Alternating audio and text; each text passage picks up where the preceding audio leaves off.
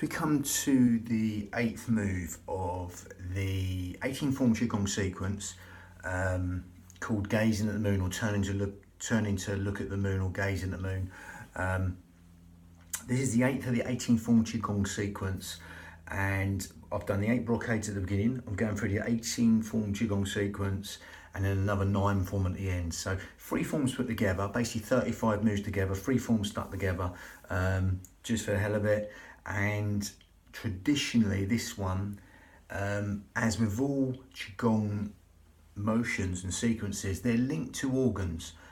This one's linked to the pericardium, spleen, liver and the gallbladder within them sort of meridians, electromagnetic meridians, should I say. But again, I'm not going down that line. We're going into the breathing in a different way. So we're going to link the Pilates breath, a little bit of yogic breath in there with a hypnotic breath. Just a mixture of breaths linked to motion in the sort of vinyasa type style. Breath synchronized motion in Sanskrit. Again, not to getting too caught up in this is specifically this and this within each form. It doesn't matter. It's just movement. It's a nice simple movement, and we're just making the most of it and adding some breathing in there with it. So this one, again, it's a nice simple motion, but we are going to go straight down the line of Pilates, unlike the traditional form, which breathes in the belly like a balloon. We're not going down that. I've gone through all the sort of organs and electromagnetic rivers, meridians on other videos, but this one we're doing the opposite. We're going to do that right now. Zip up pelvic floor, scoop out your abdominals and take your navel towards the spine. And as you do that, that will naturally help you breathe anywhere but your belly button. That will help you breathe into our lower lobes of lungs, the intercostals, the ribs, anywhere but the stomach. So much so, you'll feel that happening, okay, without even trying or trying not to try. That'll happen because there's nowhere else for the breath to go. So as you do that right now, you'll feel that as you're zipping up pelvic floor, scooping out your abdominals, taking your navel towards the spine, and that'll naturally help you breathe into these lower lobes of lungs, these fish gills, 3D style, organ deep, cell deep, even bone marrow deep, into these lower lobes of lungs. As you do that right now, simply do that, but breathe in and out through the nose. Sorry, in through the nose, should I say? Sorry, and exhale through pursed lips, as if you're sort of blowing out a candle through pursed lips. So follow the journey in for the nose and out through pursed lips, as though you're sort of blowing out a candle through pursed lips, as you're zipping up pelvic floor, scooping out your abdominals right now. Okay. And that'll help you breathe into them lower lobes of lungs, the intercostals, the ribs, anywhere but the stomach. As I give you time just to feel that happening, because there's nowhere else for the breath to go apart from into them lower lobes of lungs. And as you do that right now, that's what we call lateral thoracic breathing in short. Even imagine someone's opening an umbrella inside your rib cage and letting go, or someone's just pushing out from inside your ribs and letting go. That lovely, free, expansive breath. Just let it manifest, organ deep, cell deep, right now. Even bone marrow deep, into these lower lobes of lungs, the intercostals, the ribs, anywhere but the stomach. Lovely. And that's going to help us use our corset muscle, our powerhouse, our girdle of strength, 3 layers deep, just all segmentally stabilising the spine. Okay. That's our transverse abdominis, the corset muscle, 3 layers deep. That's helping us use that and our pelvic floor to support our spine in that sort of Pilates manner. Okay, what we call lateral thoracic breathing. Helps us use their muscles without even, because you're not breathing anywhere, you're not breathing into the belly button, you're breathing into the lower lobes of the lungs, allowing that to happen. So someone's wrapped a scarf tightly around your ribs and you breathe into that scarf wide and full. Just adding width to the lungs as you breathe in right now, and exhaling through pursed lips and adding length to the out breath. That will naturally work like a cough or a sneeze. Will naturally help you zip up pelvic floor and scoop out abdominals without even trying or try not to try. It's like a cough or a sneeze. everything comes in. Lovely. So that's the Pilates sort of path there. So as we close the mouth now, we go slightly down the more yogic path because we're breathing out through the nose now. So as you're doing that right now, breathing out through the nose, but still zipping up pelvic floor and scooping out your abdominals, taking your navel towards the spine. Okay, that will help us lengthen that whole will cycle longer. Okay, so just simply allow that will cycle to lengthen. Okay, simply allow that to happen. Because that's a smaller filter through the nose, that will naturally happen anyway. Okay, so more sort of cleansing type, a type of yogic breath that you generally use a lot in yoga. You know, that lengthening breath to help you lengthen the breath within the asanas to help you get into them postures easier. So we've just added that there, okay, so we've gone down that yogic path there. The only difference is you're breathing out through the nose, but you're still zipping up pelvic floor, scooping out your abdominals. And as you're doing that, you'll feel your out breath wants to just fall slightly longer than the in breath. So simply allow that to happen right now. And then consciously take your mind to that out breath and either quadruple it, double it, triple it, whatever you like the out breath, just make it longer than the in breath. Okay, and as you do that right now, quadruple it, double it, triple it, that out breath. Just make it longer than the in breath. And as you do that right now, you'll allow that simplicity just to relax the mind. The in breath's conscious thought, the out breath is subconscious thought.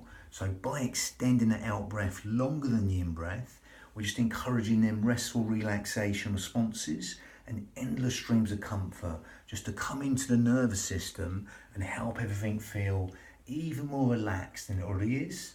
Lovely. The in-breath's conscious thought, the out-breath is subconscious thought. So in that sort of hypnotherapy style, 7-11 breathing, or 5 and 9 or 10, whatever, not that we're counting, we're just making the out-breath within your limits longer than the in-breath. That will stimulate the parasympathetic nervous system in that hypnotic manner. All the things you don't think about, cellular communication, organ function, etc.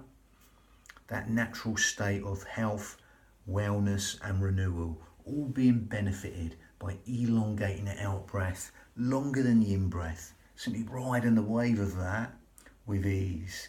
Now again, if you want to touch back on the yogic path and make that slightly more advanced yogic breath, or go slightly more down that path, then all we do, we make it slightly more advanced yogic breath. If you can't get this, don't worry. Just carry on breathing as you are and being aware of the sound of the breath, the feel of the breath as it weaves that tapestry of relaxation in every single organ, cell, sinew of the body at will. Okay, but otherwise, we're going to give you something slightly more to hear with Ujjayi breath, victorious breath. If you can't get it, don't worry. Carry on zipping up pelvic floor, scooping out your abdominals, breathing in and out through the nose while elongating the out breath longer than the in breath. If you want to do something slightly different and add that on, and you can do, then great. If you can't, don't worry. But otherwise, Ujjayi breath, we grip at the esophagus, we narrow the esophagus, so there's a smaller filter again for the breath. And I'm just going to demonstrate that now, okay? So again, it sounds like this. We're breathing in. Keep your shoulders down because they will want to come up, and exhale. It's like going with the mouth shut. It's nearly sort of Darth Vader breath in a way. It's like a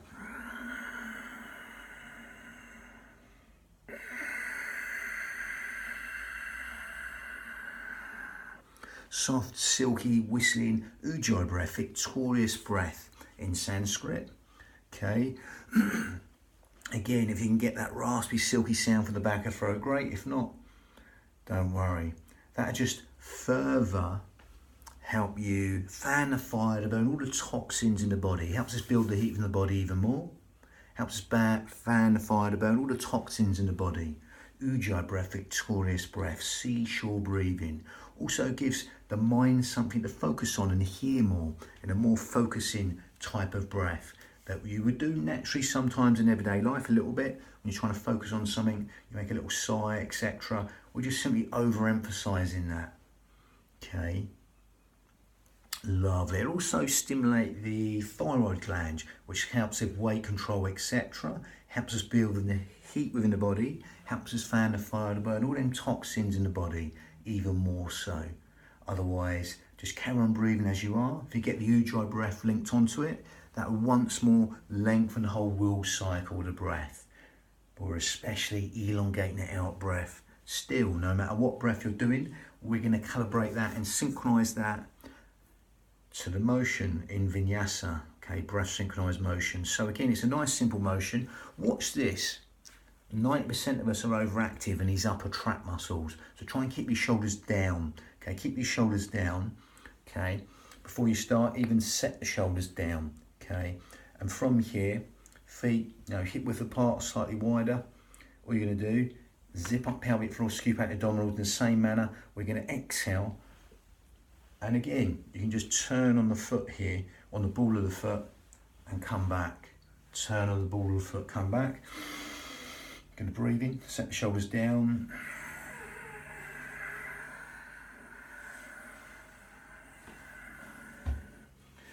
Elongate the out breath for as long as you like and start again whenever you like. Nothing set in motion. Exhale, gaze up.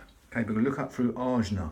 Okay, here, this sort of chakra, here, the brow chakra. We'll look up here. So I'm looking at the camera at the moment, but we're gonna look up now, okay? We're not hyperextending the neck, we're not looking up, okay? We're just looking up here for the eyebrow.